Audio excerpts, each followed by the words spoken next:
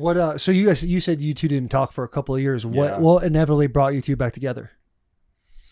Is it like I don't remember. I just remember him and I really not seeing eye to eye, obviously. Mhm. And I think that, you know, I love my dad, like my dad, to me, that this is my person, man. This is my guy. You know, I got my, but this is the guy that I want to be like. If I can be half the father he is someday, great.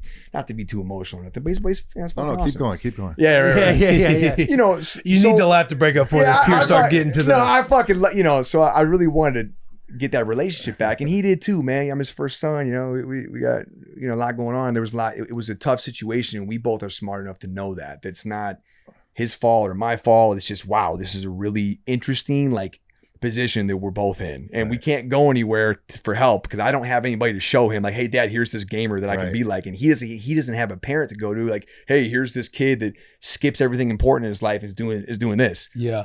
So we're in this weird place, but ultimately, we just said, okay, enough's enough, man. Let's just be dudes about it. You know what I mean? Let's just, I think right about then was SEAL training. Yeah. Then it was weird, man. Talk about the SEAL training. I coached him. Okay. Get your ass on this track, boy. Well, so to go to Buds to try to be a SEAL, you have to get a Buds contract. You can't just go. So you got to do a push-up test, a pull-up test, a sit-up test, 2-mile run, a swim, all back to back to back to back to back, and then you get a certain score. And they only really draft the top scores, every 2 months or 3 months. I can't really remember. So we trained for 2 years. And at this point when you're training, you wanted to be a SEAL.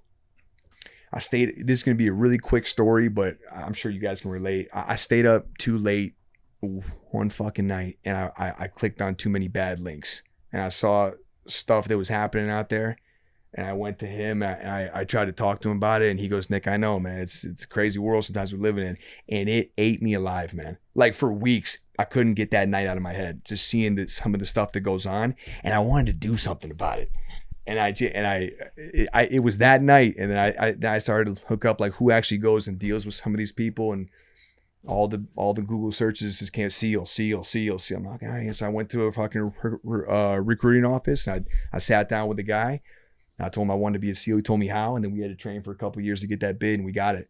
And then I went into boot camp in a 800 division. It's a sped up boot camp, a little bit harder. It was pretty easy though. We people don't quit there. And then you go to pre-buds, which is a 2 or 3 month thing. It was kind of like a college football camp. Yeah. You're just lifting weights, you're doing track sessions. All your trainers are collegiate trainers. It was super cool. David Goggins, he actually came back to our class, and I remember him screaming at all of us before we went on some 20-mile fucking thing in the snow. And he said if you don't hang with him, then you're cut. I didn't hang with him, and I didn't get cut. But it's hard. He's kind of hard to keep up with. But yeah, and then I went out to Buds, and I lasted about 2 weeks, and I had a lot of trouble with everything underwater. And they give you demerit chits. A chit is like a blemish kind of on your contract. So if you're not performing in certain areas and you're holding the group back, you get a chit. And if you get a certain amount of them, you got to go in front of the board and address that. And I was getting all these chits for underwater stuff. And finally the chief just said, hey, listen, man, if you're struggling with underwater shit and you want to be a SEAL, that's a problem. Yeah. So he told me to meet him, super early at the pool, just him and I. And he's going to give me another chance to pass this underwater stuff. And I couldn't do it. So he kicked me out. What was the underwater stuff? What was the underwater things that were so difficult? They tie, they tie your feet together, tie your hands behind your back, and that's fine. You got bob up and down on the bottom of a 12-foot pool. Then you got to do a 50-yard swim, and I was having a lot of trouble with that. I couldn't go the whole way because the way they make you do it is you got to dive off into the deep end, pencil dive. Mm-hmm. When your feet hit the bottom, you got to do a front flip, no push off, and go. And you got to go all the way without popping up. And I could not fucking do that. I even passed out twice. Yeah. No shit. That's God weird. Damn. Super weird. Yeah. So you pass out underwater and you're Twice. woken up on the side of the fucking pool deck. They just mouth to mouth. Wake the fuck up. No shit. Wake the fuck up. Yeah. Because cats die during this stuff, right? No, not during that part. People have died. People have died in Buds, but I think they die from different parts of it. Hell Week is crazy. I never even got to that point. That's week 4, I think. or week 5 maybe. What week were you like, all right, this is it? I can't. The moment it began, I was like, holy shit. Really? You start at 3 a.m., you go to the blacktop, and I mean, they're getting you up with LMG with blank rounds inside of a dorm room thing. We're all running outside with our boots, our belts hanging. We get down to that blacktop, and there's just this fucking jacked instructor up on the podium. He's all right, we're gonna take you through a fucking workout. If anybody lacks or anybody struggling, you fucking put your helmet over there, you ring the bell, get the fuck out. And I'm like, holy shit. And then we fucking begin. And I mean, you're getting your dick kicked in for 2 hours, and you know, periodically every 10-20 minutes they're sending you over the sand dune, down the sand dune to the ocean, and you got to get wet, and then you get sand all over you. If you come back with any spot that doesn't have sand, you got to go again. And it's just this, the sand sticks to you, your skin chafes, and it's just this experience that's meant to weigh on you. It's just over time, man. It just gets harder and harder. And then you see people quitting, and that's a shitty part too. I remember that. I remember like being up, you'd be up at 3-4 a.m. and that Pacific Ocean's fucking freezing, man. Mm-hmm. And we're sitting in there, you know, they got us all in the ocean. We're freezing our fucking asses off, and we're seeing people quit. They're standing up. And just being like, they're going to a van, and they wrap them in a blanket, and they give them a hot coffee. It's okay, buddy. It's okay, little buddy. You know. And you're like, fuck, that coffee would smack. I was gonna say, and you're like, man, this could be so easy. Yeah. It could be so easy to just go get this blanket, bro. I'm gonna say something like, no cap, bro. I used to like piss on myself to stay warm, like during those times. I literally just start peeing, and for a second I feel warm. Like, okay, fuck, man. Yeah, that 2 weeks was probably the hardest 2 weeks of my entire life. But I learned a lot about myself. You know, I got some friends that made it all the way through. I don't regret any of it, you know? Yeah. And the thing too is like you stay up, you watch all these links that make you want to do this. And you're like, oh, I want to make a difference. Yeah. Going through those couple of weeks, whether it worked, it obviously didn't work out, but the guys that did work out for you guys feel pretty good about our country. Yeah. You're like, you know, those dogs are out there. Those SEALs have to, the shit they go through. And that's just the beginning. Mm-hmm. You know, you have to get through buds, which I mean, I tapped in 2 weeks. These guys are going through 8 months of training, then SQT, SEAL qualification training, where they put it all together up there in Alaska for another 8 months. And then you go pick your job, like your specific job, sniper, this or that. And then you go to school for that for another 8 months. I mean, bro, you are just, God, yeah, you're just dialed, man. Just a machine. And when you got cut, are you bummed? Are you kind of relieved? Yeah, like, hey, I remember calling him. The only place you can get service from is the top of the fucking building. I called him. Were you nervous to call your old man? Oh my God, bro. It was one of the worst phone calls of my life, man. I couldn't even get the words out. Yeah, right? It sucked. That was a We worked so hard, man. We did. I just should have done more. I should have done more preparation on the underwater stuff, and I really fell short there, you know. And it was just it was an area. And the thing about going through SEAL training like that is those instructors, the entire program is designed where they're doing all that on purpose. So as soon as they see the crack in the armor, they just attack it. Right. So they had my ass in the pool extra, like just screwing with me. You know what I mean? Because they knew that okay, trying to break you. That's what they're doing. And they did. But and then, Dad, when it makes you better, man.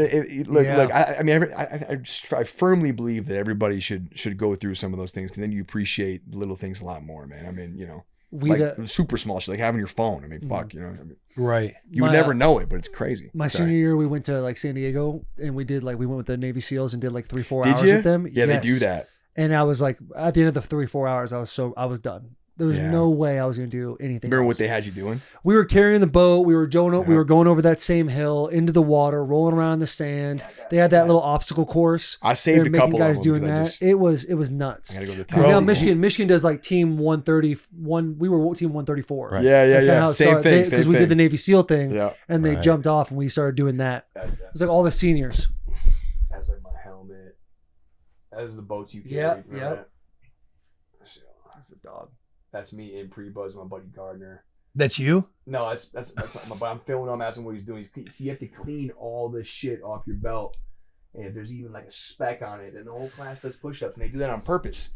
You know, it's like Pee-wee football. Like, you know, when that kid that the coach didn't want on the team, and he's on the team, and it sucks because his mom he's forcing him to do it. He doesn't want to be there. He's got to play like 8 plays. Those 8 plays, he gets killed every fucking time, and they get 10 yards. So everybody's just mad about this one fucking kid, right? Well, in practice, that same kid, because he just doesn't want to be there, now we all got to run around that tree that's 2 miles away because this kid can't keep up.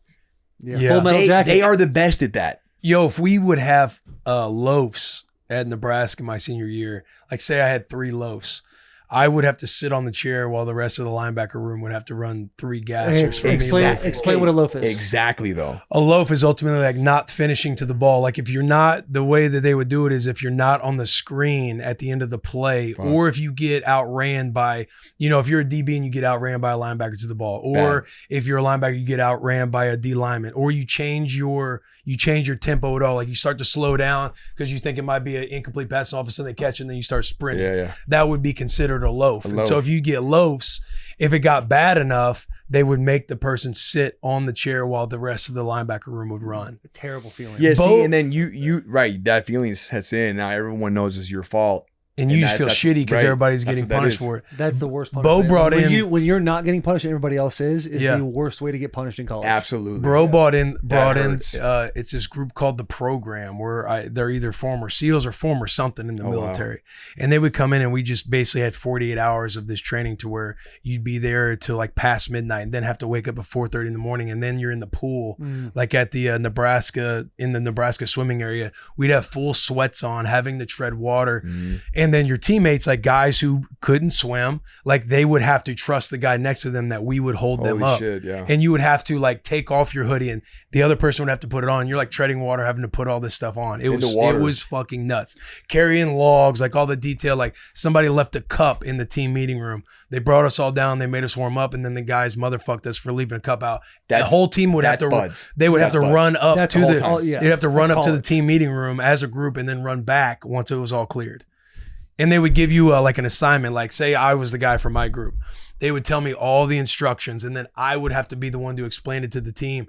Nobody says anything. Like even if you get an instruction wrong, you go throughout the entire process, like compete, do all this stuff. And if you got something wrong, then they tell you after the fact and then you got to basically redo it. Yeah. It's fucking nuts, bro. A lot of super common things across the board, Dad, that's the best part about being on a team, I mean, you're Dad, for you, when you got the phone call when he got cut, are you disappointed? Are you thinking he wasn't putting in the effort? Or you just like, No. Yeah, you were. I wanted you to accomplish your goal, but I wasn't disappointed. Listen, it's like the UFC and tapping or not tapping. You didn't tap. You gave it everything you had and you passed out under the pool twice.